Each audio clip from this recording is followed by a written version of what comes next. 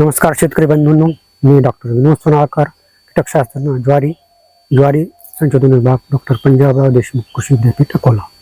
मी या छोट्याशा व्हिडिओच्या माध्यमातून आपणास ज्वारी बियाण्यास कीटकनाशकाची क्रिया आणि त्याविषयी होणारे फायदे आणि होणारे किडीचं सुरुवातीच्या काळातील किडीचं नियंत्रण याविषयी थोडक्यात माहिती देणार आहे. आपणास माहिती आहे की ज्वारीवर महाराष्ट्रामध्ये आणि विदर्भामध्ये बऱ्याच किडी येतात. त्यामध्ये या पिकास साधारणतः महिन्याभराच्या आतमध्ये येणाऱ्या किडीमध्ये खोरमाची आहे, लष्करी अळी आहे आणि कधी कधी मावासुद्धा काही वेळा या एक महिन्याच्या कालावधीमध्ये या किडीचा प्रादुर्भाव दिसून येतो.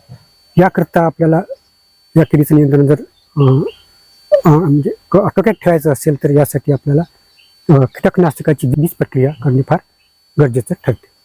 त्या दृष्टिकोनाने आपण बीज प्रक्रिया कशी करावी, बियाण्याचे प्रमाण किती घ्यावं आणि त्यासाठी कीटकनाशकाचं औषध किती घ्यावं याविषयी मार्गदर्शन करणं या व्हिडिओ आणणार. बीज प्रक्रियेसाठी आपल्याला जे गोष्टी लागतात त्यामध्ये महत्त्वाचं म्हणजे ज्वारीचं बियाणं, कीटकनाशक त्याच्यामध्ये इमिडाक्लोप्रिड 48% FS आणि नंतर थायमेथॉक्झामाइड 30% FS या कीटकनाशकाची जर बीज प्रक्रिया केली तर सुरुवातीच्या काळामध्ये या येणाऱ्या किडी आहेत, खोरमाशी, लष्करी अळी आणि काही वेळा मावा या किडींचा बंदोबस्त आपल्याला करता येईल निश्चितच. त्यामध्ये खोरमाशीचं नियंत्रण या बीज प्रक्रियेमुळे मोठ्या प्रमाणात आपल्याला करता येतं. या बीज प्रक्रियेसाठी आपल्याला सुरुवातीला एक पारदर्शक भांडं घ्यायचं आहे की जे त्याच्यावर आपण जे डोज आहे इमिडाक्लोप्रिड 48% तो 12 मिली प्रति किलो बियाणे याप्रमाणे आहे आणि थायमेथॉक्झामचा जो डोज आहे ती मात्रा जवळपास 10 मिली प्रति किलो बियाणे याप्रमाणे आहे. त्यानुसार मी एक पारदर्शक भांड्यामध्ये एका सिरिंजच्या सहाय्याने 10 मिली आणि 12 मिली हे एक अशा त्या भांड्याला आम्ही खुणा केल्या जेणेकरून तेवढं औषध 10 मिली आणि 12 मिली त्या भांड्यामध्ये टाकता येईल आणि ते घेतलेलं औषध ती मात्रा ही 1 किलो बियाण्यास आपल्याला वापरता येईल. म्हणून आपण त्याच्यानंतर आपण बियाणे घ्यायचं.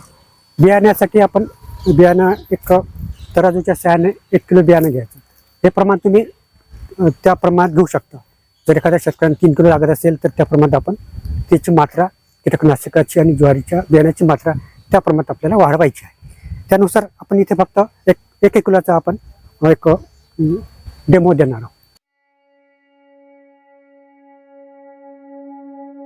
ती कृती कशी करायची याविषयी आपण थोडक्यात एक प्रात्यक्षिक देणार आहोत. आपण आता बियाण्याचं वजन करणार आहोत.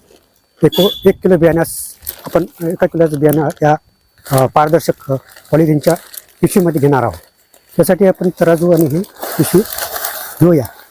आपण वजन 1 किलो घेता या तराजूच्या सहाय्याने आणि जेणेकरून जो मात्रा आहे ही मात्रा जी शिफारशीची मात्रा आहे त्या करता ही योग्य असली पाहिजे जेणेकरून त्या किडीचा नियंत्रण हे योग्य प्रकारे होऊ शकेल.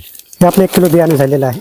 1 किलो पिशवी एक पारदर्शक आहे आणि ही एक फ्लेक्झिबल आहे जेणेकरून या पिशवीमध्ये आपल्याला योग्य प्रकारे कीटकनाशकाची बीज प्रक्रिया करता येईल. हे 1 किलो बियाणं झालं आपलं. आपण पहिले सांगितल्यानुसार आपण याच्यावर एक मार्किंग केलेले आहेत 12 मिली, 10 मिली आणि 6 मिली. तर आपल्याला आपण इमिडाक्लोप्रिड 48% म्हणजेच 12 मिली प्रति किलो बियाणे याप्रमाणे कीटकनाशकाची मात्रा घेणार आहोत की आपल्याला 12 मिली हे कीटकनाशक घ्यायचं आहे 1 किलो बियाण्यास. हे प्रमाण आपण आपल्या बियाण्याच्या गरजेनुसार त्या प्रमाणात घेऊ शकता. जर आपलं बियाणं जर 5 किलो असेल तर 12×60 म्हणजे 60 मिली आपल्याला औषध घ्यायचं आहे. म्हणून इथे आपण फक्त 1 किलो बियाण्याचा एक प्रात्यक्षिक देणार आहे. आपण 1 किलो बियाण्याच्या या पारदर्शक पिशवीमध्ये ओतणार आहे.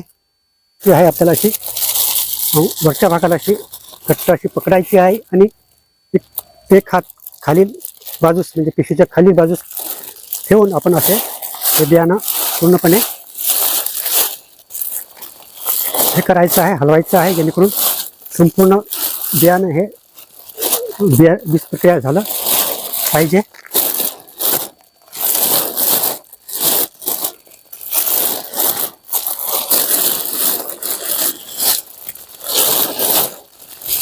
अशा प्रकारे आपण या बियाण्यास बीज प्रक्रिया केली आहे आणि हे बियाणं आपल्याला एका कागदावर सुकवायचं आहे.